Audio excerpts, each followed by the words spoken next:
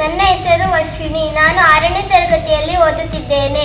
ನನ್ನ ಶಾಲೆಯ ಹೆಸರು PMC ಸರ್ಕಾರಿ ಮಾದರಿ ಹಿರಿಯ ಪ್ರಾಥಮಿಕ ಶಾಲೆ ಕಳಲೆ. ಈ ದಿನ ನಮ್ಮ ರಾಷ್ಟ್ರಧ್ವಜ ದಿನ. ಆಂಧ್ರ ಪ್ರದೇಶದ ಪಿಂಗಳಿ ವೆಂಕಯ್ಯನವರು ನಮ್ಮ ಭಾರತೀಯ ರಾಷ್ಟ್ರಧ್ವಜವನ್ನು ವಿನ್ಯಾಸ ಮಾಡಿದರು. ವೆಂಕಯ್ಯನವರು ವಿನ್ಯಾಸಗೊಳಿಸಿದ್ದ ಧ್ವಜ ಇದಾಗಿತ್ತು. ಈ ಧ್ವಜವು ಬಿಳಿ, ಹಸಿರು, ಕೆಂಪು ಬಣ್ಣವನ್ನು ಮತ್ತು ಮಧ್ಯದಲ್ಲಿ ಚರಕವನ್ನು ಒಳಗೊಂಡಿತ್ತು. ರಾಷ್ಟ್ರಧ್ವಜಕ್ಕೆ ಮೊದಲ ಬದಲಾವಣೆಯನ್ನು ಮಹಾತ್ಮ ಗಾಂಧೀಜಿಯವರು ಪರಿಚಯಿಸಿದರು. ಭಾರತದ ಈಗಿನ ತ್ರಿವರ್ಣ ರಾಷ್ಟ್ರಧ್ವಜವನ್ನು ಮೊದಲ ಬಾರಿ 1947ರ ಜುಲೈ 22ರಂದು ನಡೆದ ಸಂವಿಧಾನ ಸಭೆಯಲ್ಲಿ ಅಂಗೀಕರಿಸಲಾಯಿತು. ಇದರ ಸ್ಮರಣಾರ್ಥ ಪ್ರತಿ ವರ್ಷ ಜುಲೈ 22ರಂದು ರಾಷ್ಟ್ರೀಯ ಧ್ವಜ ದಿನವನ್ನಾಗಿ ಆಚರಿಸಲಾಗುತ್ತದೆ. ಅದಕ್ಕೂ ಹಿಂದೆ ರಾಜರಿಂದ ಆಳಲ್ಪಡುತ್ತಿದ್ದ ದೇಶದ ವಿವಿಧ ಪ್ರಾಂತ್ಯಗಳು ತಮ್ಮದೇ ಆದ ಧ್ವಜಗಳನ್ನು ಹೊಂದಿದ್ದವು.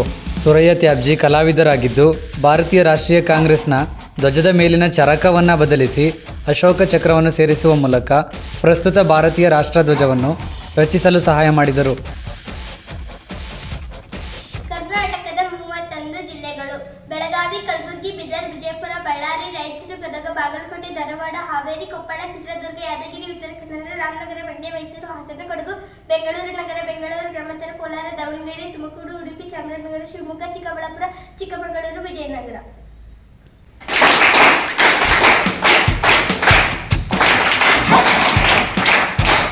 ಈ ದಿನ ರಾಷ್ಟ್ರೀಯ ಮಾವು ದಿನ. ಜಗತ್ತಿನಲ್ಲೇ ಮೊದಲ ಬಾರಿ 5000 ವರ್ಷಗಳ ಹಿಂದೆಯೇ ದಕ್ಷಿಣ ಭಾರತದಲ್ಲಿ ಮಾವನ್ನು ಬೆಳೆಯಲಾಗುತ್ತಿತ್ತು. ಜುಲೈ 22ರಂದು ಮಾವಿನ ಹಣ್ಣಿನ ದಿನವನ್ನಾಗಿ ಆಚರಿಸಲಾಗುತ್ತದೆ. ಜಗತ್ತಿನಲ್ಲೇ ಅತಿ ಹೆಚ್ಚು ಸೇವಿಸಲ್ಪಡುವ ಹಣ್ಣುಗಳ ಪೈಕಿ ಸ್ಥಾನ ಪಡೆದಿರುವ ಮಾವಿನ ಹಣ್ಣಿನ ಉಗಮಸ್ಥಾನ ಈಶಾನ್ಯ ಭಾರತ ಮತ್ತು ಮಯನ್ಮಾರ್ ಪ್ರಾಂತ್ಯ.